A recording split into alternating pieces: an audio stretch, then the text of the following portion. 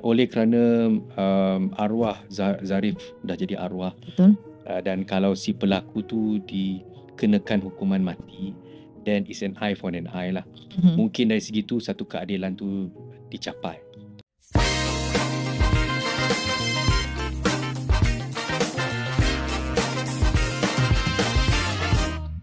Okay, Assalamualaikum Datuk. Sihat Datuk hari ni? Assalamualaikum. Sihat, Alhamdulillah. Okay Datuk, tanpa membuang masa lah saya nak tanya soalan. Kita macam yang saya faham, Datuk sekarang tengah mengendalikan satu kes yang amat viral pada waktu ni. Jadi apa perasaan Datuk bila dapat mengendalikan kes tu?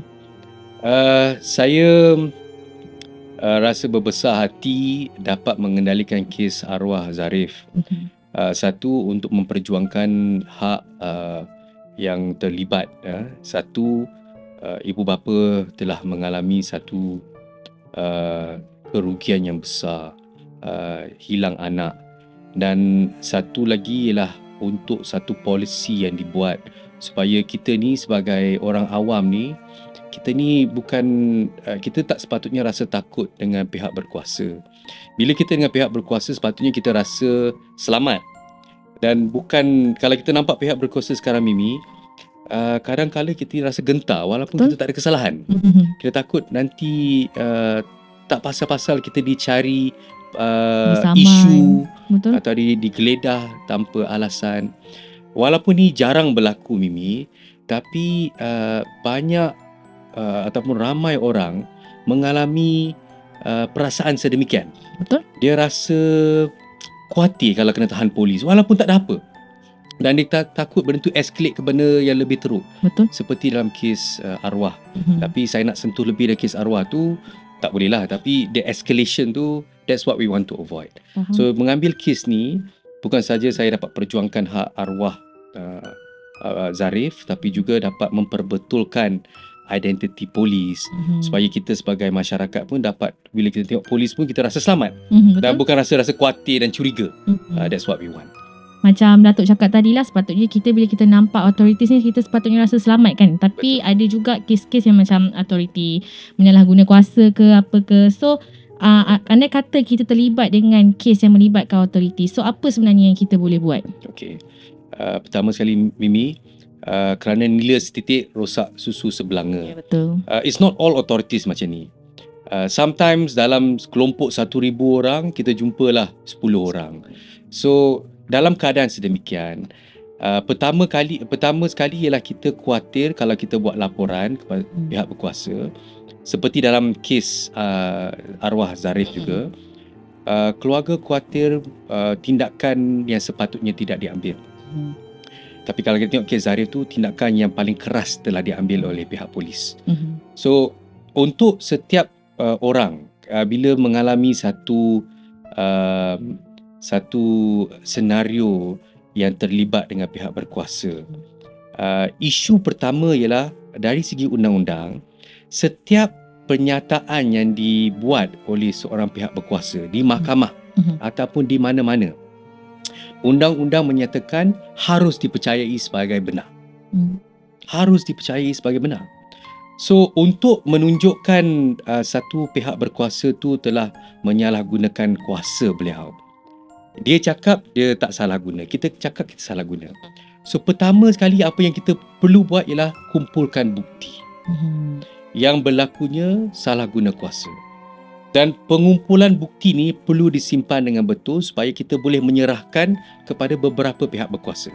Sebagai contoh, kita boleh serahkan kepada pihak polis, kita boleh serahkan kepada pihak SPRM, kita boleh serahkan kepada pihak integriti jabatan tersebut. So pihak-pihak ini kita boleh serahkan dokumen-dokumen ni supaya dia boleh ambil tindakan susulan. Dan selepas diserahkan, kita follow up apa yang jadi, sama ada tindakan dia ambil ataupun tidak. That's what we should do. Tapi kan Datuk, pernah tak selepas bukti dihantar, bukti tu dihapuskan oleh pihak-pihak yang mungkin pihak berkuasa daripada pihak atasan ke apa ke. So macam mana kita nak percaya sendiri pihak berkuasa tu akan mengambil bukti tu dan melakukan perkara yang wajar lah? Ya. Kalau nak cerita pasal fakta sama ada pernah berlakunya kes-kes macam tu, kes sedemikian tak pernah dilaporkan secara rasmi. Tapi kita ada kes-kes yang mana tiba berlaku kebakaran, Tiba-tiba berlaku barang kes hilang dalam tempat bahan bukti. Dan kes-kes sedemikian selalunya siasatan dalaman dibuat.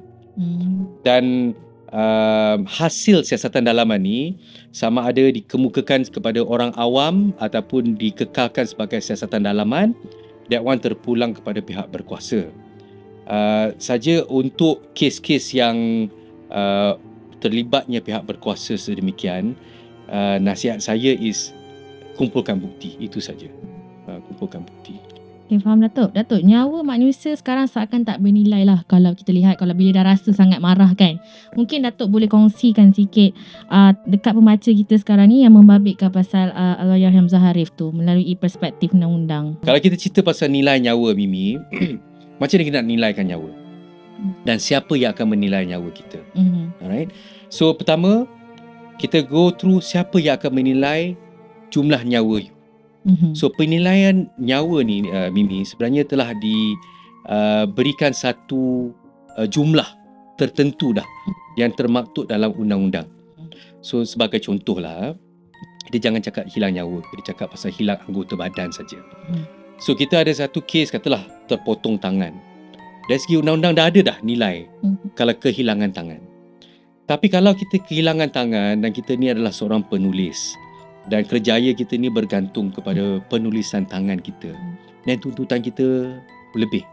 Kerana nilai tangan kita untuk kita sebagai seorang penulis lebih bernilai kepada kita daripada orang yang tak menggunakan tangan dia untuk menulis ataupun melukis. So nilai ni bergantung kepada latar belakang kita yang akan ditentukan oleh hakim dalam mahkamah berdasarkan faktor-faktor yang ditetapkan dalam undang-undang. Dan tambahan kepada faktor-faktor tersebut, sebagai contoh, apakah latar belakang kita yang menunjukkan kita patut mendapat nilai yang lebih. Sebagai contoh, katalah saya ni bekerja sebagai seorang peguam yang pendapatan gaji saya katalah RM20,000 sebulan. Oleh kerana saya tak boleh bersuara, saya salah makan dekat tempat restoran ke apa, terus hilang suara. Hilang suara saya untuk 6 bulan sebagai contoh. So 6 bulan tu saya hilang kerjaya saya sebagai seorang peguam. Saya tak boleh berhujah dekat mahkamah. So RM20,000 tu kali 6 bulan. Itu kehilangan nilai saya sebagai kerjaya saya sebagai seorang peguam. Kemudian nak repair balik. Nak repair pula berapa kos dia? Kos perubatan. So nilai ni akan dikira oleh hakim dan dia akan kata okey, nak repair ni kena pergi Singapore. Nak repair ni kena pergi ke Penang. Alright. So jumlah-jumlah ni semua, transport semua akan dikira dan akan dijumlahkan sebagai jumlah sepenuhnya yang akan di-awardkan kepada kita. So kalau kita perlukan rawatan katalah 10 tahun. 10 tahun lah dikira rawatan tu. So that's your nilai. So untuk nak tambahkan nilai kita, first you have to have of value. Kalau Mimi seorang penganggur berbanding dengan seorang bekerja, nilai berbeza. So nilai orang bekerja dengan tak bekerja berbeza kerana dia punya pampasan dan kerugian dia berbeza. Kalau orang tu berkeluarga dan ada tanggungan ramai dan dia menyumbang jumlah pendapatan beliau kepada keluarga beliau, semua tu boleh dituntut balik. So nilai ni bergantung kepada diri kita. So tadi macam Datuk banyak bercakap berkenaan dengan nilai kan Datuk kan. Mungkin ada ke possibility untuk yang contohnya kalau kita bergaduh lepas tetap kan, selain daripada kita kena bayar nilai dia punya kecederaan tu, ada ke possibility untuk dia masuk penjara ke atau apa-apa? Okey, dia macam ni ya. Saya cerita Mimi satu kes saya pernah buat ya. Ini adalah kes yang mana dua orang bergaduh. Ini gaduh biasa je Mimi. Alright. Bila seorang tu telah pukul seorang lagi tu, yang seorang lagi tu telah jatuh kat tepi jalan tu, dia terkena kan curb, the curb kat tepi jalan tu. Terus dia jadi OKU lepas tu. OKU on a wheelchair terus. Okay. Nah, dalam kes sedemikian, kes tu terbagi kepada dua terus. Satu jenayah, satu civil. Okay. So bila Mimi tanya, boleh tak satu tindakan masuk jail dan pampasan dibuat? Bila kita ambil tindakan jenayah, there's no pampasan. tak ada pampasan dibuat ya. Untuk kes jenayah hanya untuk menghukum si pelaku tersebut. Okay. Tapi kalau untuk kes civil, that's where your tuntutan masuk. Right? Tuntutan untuk nak kira berapa kos apa semua. Dan dalam tuntutan civil pula Mimi, kita ada tuntutan macam saya kita tangan potong lah apa semua kan. Ada satu lagi ganti rugi yang kita boleh minta, iaitu ganti rugi tauladan. Yang bermaksud kita nak mengajar orang ni supaya dia tak berlaku lagi, tak melakukan perkara tu lagi, ataupun menunjukkan kita nak tunjukkan kepada majikan dia supaya you kena awasi orang bawahan you supaya dia tak melakukan ni. So untuk memberi pengajaran, kalau kita kasih award yang biasa, yang minima, Betul. itu tak menimbulkan pengajaran. So kadang-kala mahkamah untuk memberi pengajaran kepada individu tersebut ataupun kepada majikan, dia meletakkan satu ganti rugi tauladan. Dan ganti rugi tauladan ni mungkin makan ratus ribu, mungkin makan juta, bergantung kepada bagaimana kita nak mengajar majikan ataupun si pelaku tersebut. Faham. Macam ada satu video tu lah pasal Alayam Zarif ni juga, di mana si pelaku tu dibawa ke mahkamah dan dikawal oleh polis dan media pun tak boleh nak dekat, siapa-siapa pun tak boleh dekat. So menjadi pertanyaan untuk rakyat-rakyat kat luar sana ni, macam adakah itu sebabkan dia merupakan penguatkuasa yang dia dikawal, ataupun memang itu prosedurnya untuk pelakon-pelakon yang berada dalam kes-kes macam tu?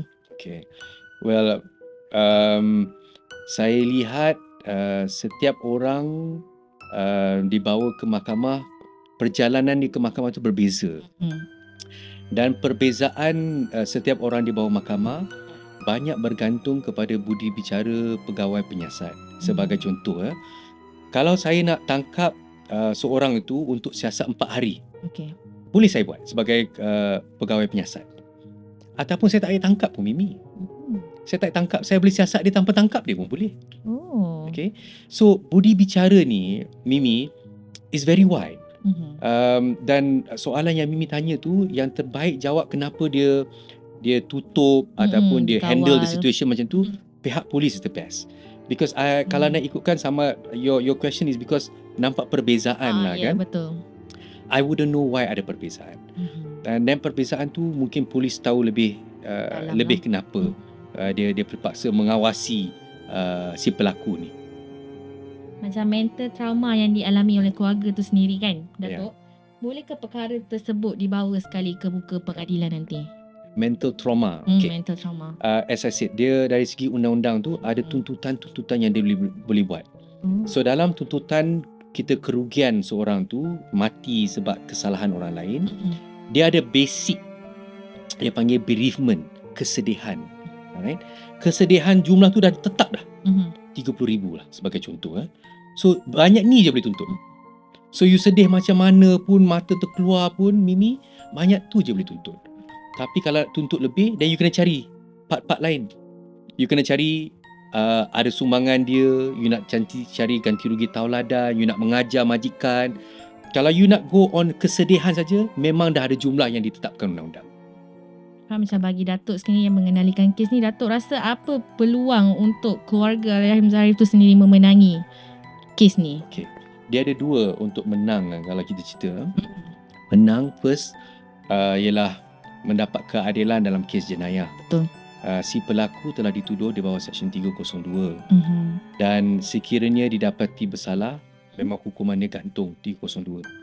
Dan oleh kerana arwah Zarif dah jadi arwah. Betul. Dan kalau si pelaku tu dikenakan hukuman mati, then it's an eye for an eye lah. Mungkin dari segi tu satu keadilan tu dicapai. Okay. Dari segi civil pula, kalau kita lihat sama ada tuntutan wang boleh membayar balik kehidupan, tak boleh. It's never enough.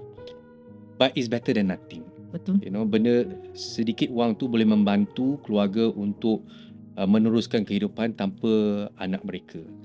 And kalau kita nak lihat dari segi sama ada hukuman penjara ni dan juga civil ni mencukupi untuk menghukum, benda ni very subjektif. Yang saya pasti, masa menyembuh segalanya. So what we have to settle now actually Mimi, ialah kita kena selesaikan kes ni dengan secepat mungkin. Betul. Because lagi lama dia drag, lagi sejuk benda ni, dan benda ni tak menjadi pengajaran ke orang. Betul. So dan kes-kes banyak yang mungkin ada salah laku daripada pihak berkuasa tu, kita kena selesaikan dengan cepat supaya rakyat rasa selamat. That has to be done quickly. Betul. Macam Datuk sendiri kan seorang peguam kan, macam dah banyak kendalikan kes, mungkin Datuk boleh bagi nasihat sikit dekat rakyat Malaysia kat luar sana tu yang cepat baran. Tak kisahlah dalam perkara apa-apa pun yang berlaku. Okay, alright. Dia macam ni ya, Mimi, saya dah lihat terlalu banyak kes-kes yang tak patut jadi kes pun. Okay, ada kes yang macam saya cerita tadi ya, bergaduh biasa je Mimi. Mimi, kita budak-budak sekolah pun bergaduh bertumbuk juga kat sekolah. Tapi kita tak pernah sangka kalau kita tumbuk orang tu salah tumbuk lah. Mimi, kita salah tumbuk orang tu, dia boleh tumbang, bangun balik, atau boleh dia tumbang tak bangun terus. Betul. Ramai orang ingat bertumbuk biasa tu akan jatuh lebam-lebam, patah gigi, lebam mata. Orang fikir macam tu je. Saya dah pernah lihat OKU, orang jadi OKU. Saya pernah lihat orang mati sebab pergaduhan biasa. So bila Mimi tanya soalan sama ada orang tu kena jaga kemarahan dia, bagi saya orang tu tak boleh ada emosi langsung bila berurusan dengan orang. Faham? Okay.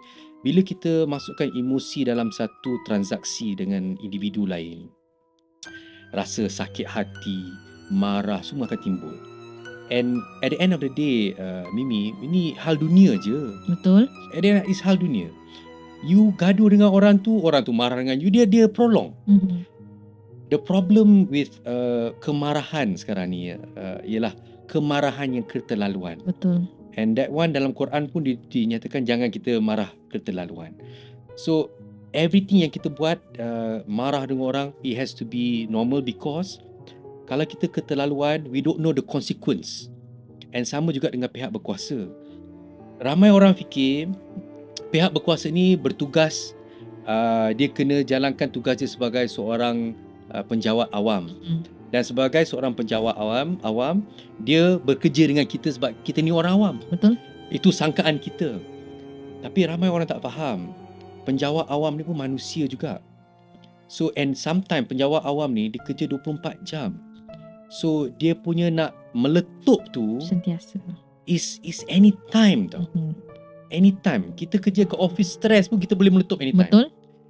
Penjawat awam sometimes 24/7 dia kerja tanpa rehat. So dia punya snap dia one kind. Betul. Bagi saya dengan pihak berkuasa, kalau kita nak berurusan di Malaysia, berurusan dengan berhemat. Okay. Kalau tak berpuas hati, jangan gaduh dengan pihak berkuasa tu. Time tu, no point. Betul. Okay. Lebih baik kita buat komplain kepada pihak yang lebih tinggi, dapatkan perhatian mereka untuk dapatkan mereka selesaikan masalah tu. Kita nak gaduh dengan pihak berkuasa sendiri, no point, because kalau dia ada senjata, dia rasakan kita ni mendatangkan satu threat, ugutan kepada dia. Dia boleh keluarkan senjata kalau dia rasa diri dia tercabar ataupun akan dicederakan. Dan ini adalah alasan yang banyak digunakan semasa penembakan dibuat oleh pihak berkuasa. This is their defense. Their defense is self-defense. Maknanya bukan dia nak tembak dulu, dia rasa orang tu akan mencederakan dia dulu, and oleh itu dia terpaksa melindungi diri dia. So, bila berurusan dengan pihak berkuasa ataupun pihak kerajaan, ni my advice lah.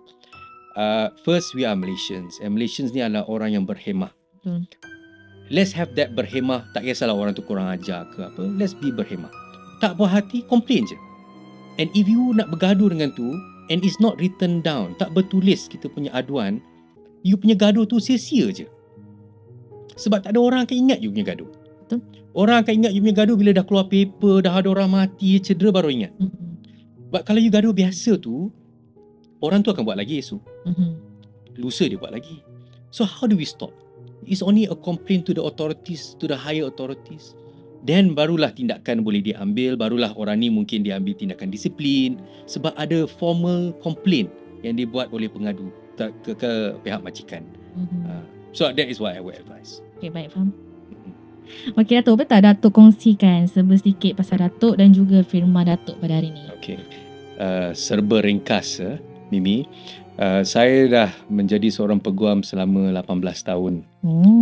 Dalam firma Hafariza Ahmad Aisyah Mubarak, yang mana saya seorang peguam dalam bidang jenayah dan juga bidang sivil. Dan firma kami ialah satu firma yang melaksanakan pelbagai kes-kes guaman yang termasuk jenayah, sivil dan juga kes-kes hartanah. Okay, macam Datuk cakap tadi, apakah keistimewaan untuk firma Datuk ni berbanding dengan firma-firma lain? Okay. This is what I like to say lah. Firma kami ni is like a one-stop center. Okay. Maknanya kami ada peguam yang masuk mahkamah jenayah, peguam yang masuk mahkamah sivil. Kami ada peguam yang buat perjanjian, peguam yang buat urusan hartanah. So we are a one-stop center. Namun kami ingin dikenali sebagai not only as lawyers but problem solvers. Okay. So maknanya kalau Mimi ada masalah, maybe related to law, not related to law, semua Mimi datang kepada kami cuba selesaikan. So we want to be known as more problem solvers instead of just lawyers. Faham. So macam bukan setakat menjadi lawyer tapi menjadi rakan jugalah. Ya, maknanya kami akan menyelesaikan segala masalah yang timbul dalam hidup kita ni. I InsyaAllah. see. Okay.